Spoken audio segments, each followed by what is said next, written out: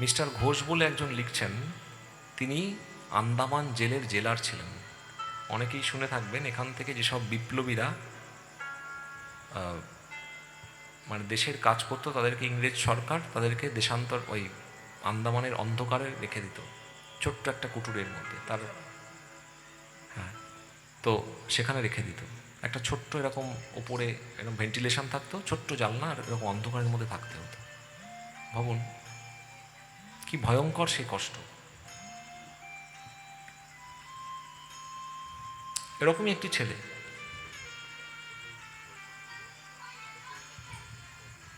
সেই লোক যিনি এটি লিখছেন, তার নাম, তিনি জেলার ছিলেন, ওই আন্দামান জেলার। নিজে লিখছেন, ভাবুন, বলছেন এইরকম বাচ্চা ছেলেদের আমি কি অত্যাচার করেছি, তাদের ইলেকট্রিকের শক পর্যন্ত দিয়েছি। প্রতিদিন তিনি ওই বিপ্লবীদের শক দিতেন। আমাদের আমাদের এদেশের মানুষ, তার নাম, মানে তার নাম পুরোটা লিখছেন না, মিস্টার ঘোষ তার ইয়েতে। এবার তিনি পরে যখন লিখছেন, বলছেন একটি ছেলে ওরকম দেখলাম, বাচ্চা ছেলে, 19-20 বছর বয়স।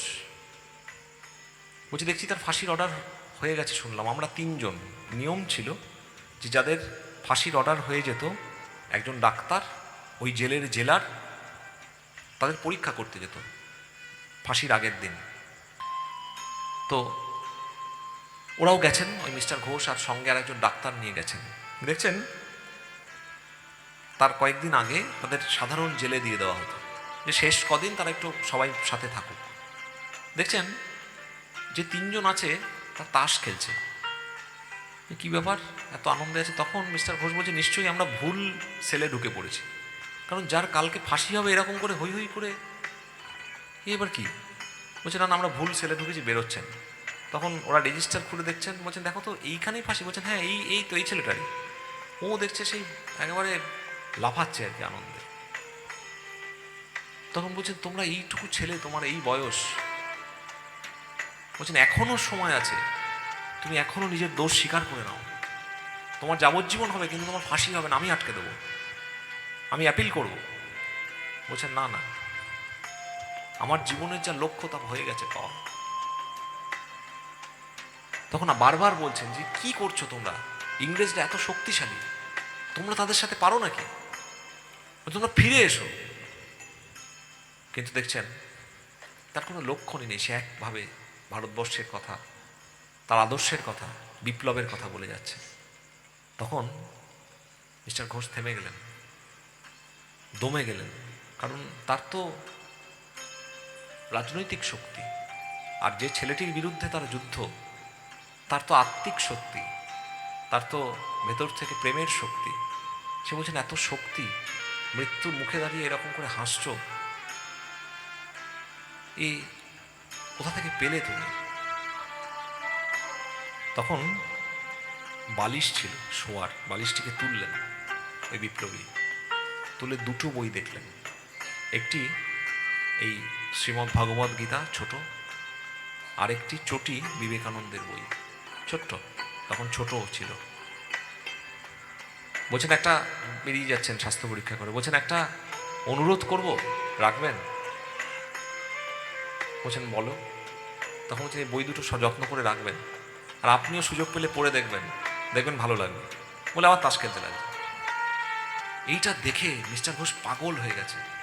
ও বাড়ি এসে ওনার আর ঘুম হচ্ছে না। বলছেন কি করে সম্ভব? পরের দিন ভোরবেলায়, বিনিদ্র রজনী, ঘুম হচ্ছে না। পরের দিন আবার ওই ফাঁসির মঞ্চে গিয়ে উপস্থিত। দেখছেন হ্যাঁ, সে ফাঁসির দিকে হাসতে হাসতে ছেলেটা চলে যাচ্ছে।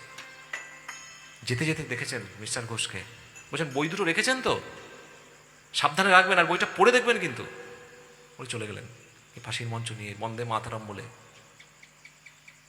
নিজেকে উৎসর্গ করলেন। দৌড়তে দৌড়তে তিনি, সেই সময় বাংলায় ভার্সান ওখানে পাওয়া যেত না, আনন্দ বা আন্দামানে, তিনি জাহাজে করে সঙ্গে সঙ্গে চাকরি থেকে ছুটি নিয়ে তিনি চলে এলেন কলকাতায়। সেখানে এসে তিনি এই শ্রীমদ্ ভগবদ্ গীতার যতগুলো সংকলন সেই সময় ছিল সব কটা কিনলেন, বিবেকানন্দের বই কিনলেন, কিনে পড়লেন। বলছেন এই, এতে আমার জীবন পুরো ঘুরে গেল। যখন তিনি এইটা বলছেন তখন তিনি ওই স্টেজে দাঁড়িয়ে হাওয়া করে কাঁদছেন। তার বয়স তখন অনেক। বলছেন ওই ছেলেটি আমার জীবনকে পুরো পরিবর্তন করে দিয়েছিল সেই সময়। বলছেন তারপরে আর ওই ইংরেজদের তাবেদারি আমি করতে পারিনি, ছেড়ে দিয়েছিলাম সব। ওই যে ছুটি নিয়েছিলেন আর জয়েন করেননি গিয়ে, তার নাম জানা যায় না, মিস্টার ঘোষ বলে লেখা সেখানে।